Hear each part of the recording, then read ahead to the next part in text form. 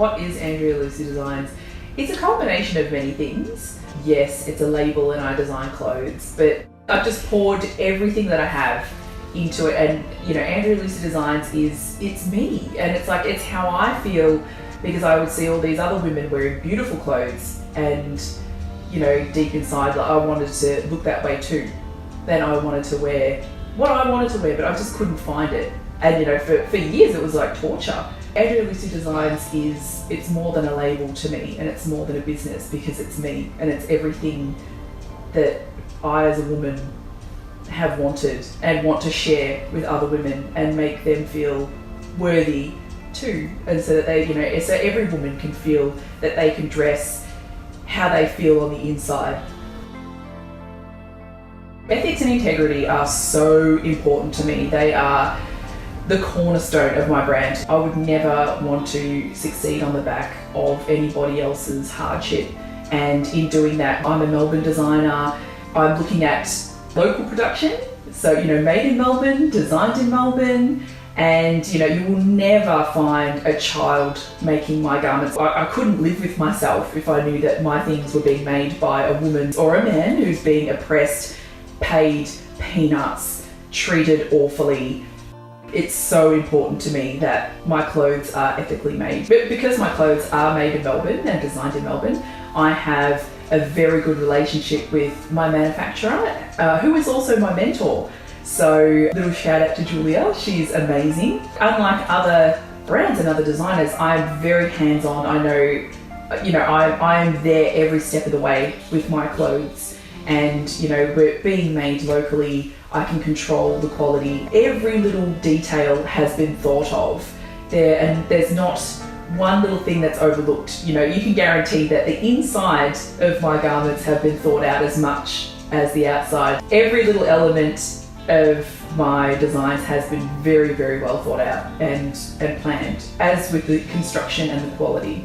I think it's very important to work with other women and supporting other women, absolutely 100%. Everywhere that I can in my business, I've included a local business, other startup businesses, mums or young girls. That's very important to me, and I want to give everybody a chance, especially those, I guess the people that fall in that category of, women, mums and all that sort of stuff. I find it very important to have women involved in my business in every aspect of the business, not just the manufacturing or the designing, but I have a brilliant mum, Renee, who is doing my website for me, and she's a working mum. She's got it together, she's doing it. Team Social, my awesome social media friends, they're just a wonderful company. Being a female entrepreneur has definitely been very eye-opening. I had quite a few interesting experiences that it is very hard to be taken seriously, especially in a fashion business. There are certain professions that are male-dominated, and they of course have a lot to say about this silly little woman. It's been quite irritating being treated like a silly little woman, because my husband has a business and I have my own business, and the way that we are treated is completely different. If we have any sort of business services, the way that he's treated and the way that I'm treated are, they couldn't be more opposite. Yeah, I definitely find that there is a lot of prejudice against women, and particularly mums starting up businesses. You get the typical eye roll and the, oh, that's so good for you, well done you. My first collection is inspired from, well, it's quite eclectic. It's inspired from a few different eras. I love, obviously, my biggest inspiration is the 1950s.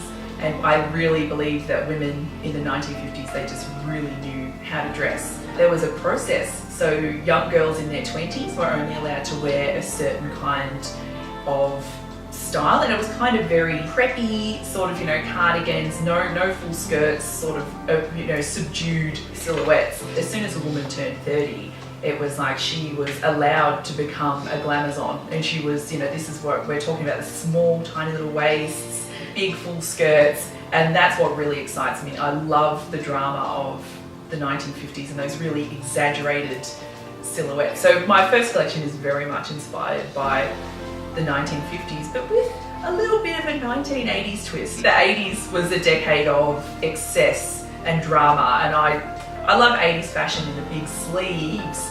And you know, it's funny that if you bring out the shoulder line of a woman and you bring in the waist, that triangle silhouette that it creates really flatter women so gorgeously. Yeah, there's a bit of drama in my collection. Inspiration definitely from the 1950s and a little bit from the 80s.